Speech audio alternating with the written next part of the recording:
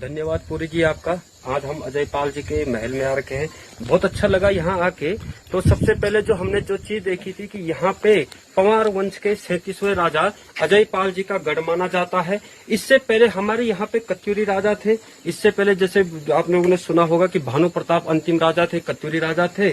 तो वहीं गुजरात से एक धार नगरी से एक आदमी आया था कनकपाल। कनकपाल ने चांदपुर गढ़ में अपने यहाँ पे पंवार वंश की स्थापना कर ली थी और उन्होंने भानु प्रताप जी की जो पुत्री थी सुचित्र वीणा से शादी की थी और सुचित्र वीणा से शादी करने के बाद वहाँ पंवार वंश की स्थापना की। और पंवार वंश की स्थापना करने के बाद फिर हमारे पास आते हैं 37वें राजा अजय पाल जी। अजय पाल जी के साथ क्या होता है कि एक्चुअली यहाँ पे 1491 में कुमाऊं से कीर्तिचंद जी का आक्रमण होता है। तो 1491 में जो आक्रमण होता है तो उससे क्या हो जाता है कि अजय पाल जी की इस युद्ध में पराजय हो जाती है और जिस कारण उनका हृदय परिवर्तन होता है और वो 1 साल गुरु गोरखनाथ की पूजा में बैठकर 1 साल की पूरी तपस्या करते हैं।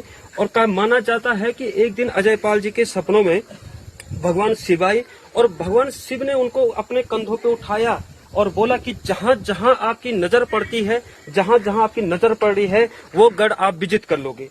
तो ये चीज जब अजय पाल को लगी तो अजय पाल जी ने सबसे पहले कुमाऊं जाकर कीर्तिचंद को उसके घर में जाके पराजय करके और उसके बाद फिर उन्हें गढ़वाल की चांदपुर गढ़ में वापसी की। तो इस टाइम पे अभी जो राजधानी है वह है चांदपुर गढ़ में। लेकिन अजय पाल जी के दिमाग में जब एक चीज आ चुकी थी कि उनका एक कॉन्फिडेंस लेवल जो था ना वो बढ़ चुका था, क्योंकि उन्होंने वास्तव में कीर्तिचंद को पराजित कर लिया था। और जब कीर्तिचंद को पराजित किया तो उसके बाद उन्होंने 52 गढ़ की विजय की ओर चल दिए।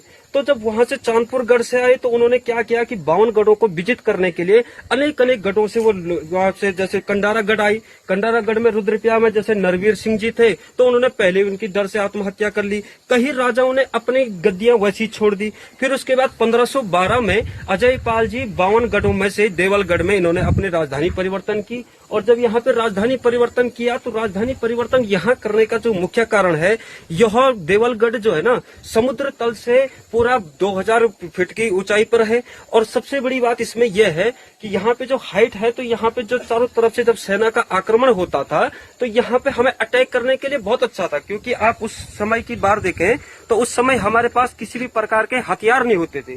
तो जब हथियार नहीं होते थे तो ऊपर से क्या था कि हमारे पास पत्थर होते थे और पत्थरों से इन पे क्या किया जाता था, वार किया जाता था। और जब पत्थरों से वार किया जाता था तो इसी चक्कर में क्या हो गया, यहाँ पे एक अपने में सेफगढ़ था। फिर जब यहाँ से चले गए वो तो यहाँ पर से 1515 में अजय पाल जी ने फिर से श्रीनगर में राजधानी परिवर्तन कर ली।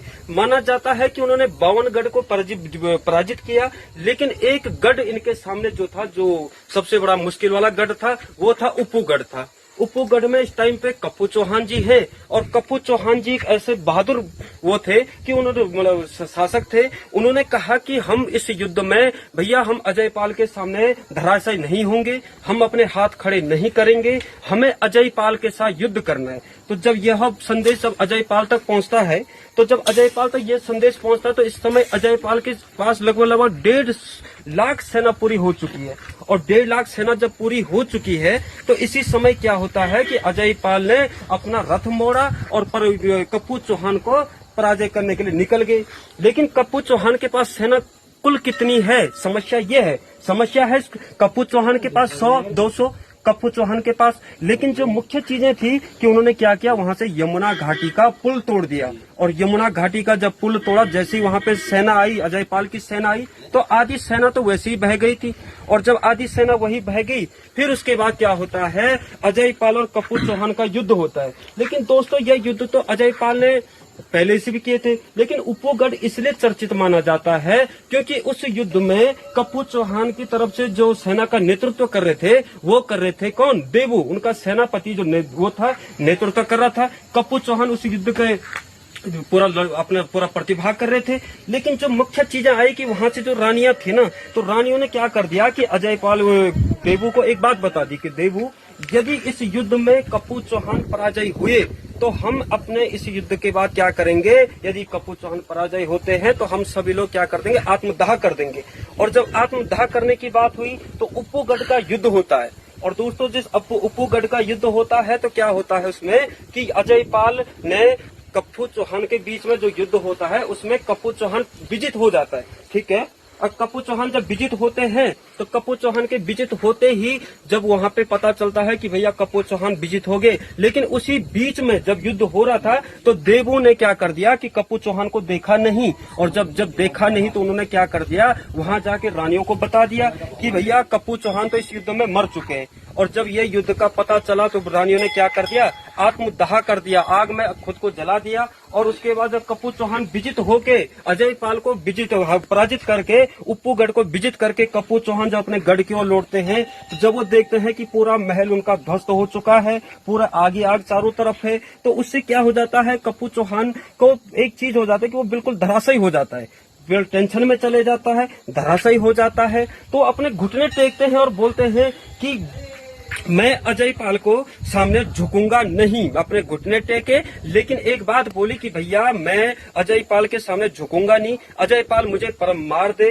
कुछ भी कर दे, मेरे मुंह से एक बार भी चों की आवाज नहीं आएगी, मैं एक बार भी ये नहीं बोलूंगा कि मुझे बचा लो या मेरी मदद कर लो या कुछ भी। तो उसी वजह से क्या हो गया कि कप्पू चौहान ने मुंह में रेत भर दिया, और रेत भरने के कारण उसके बाद अजय पाल ने उनकी गर्दन काट दी। और यही चीजें थी दोस्तों यहाँ की जानकारी। चलो धन्यवाद।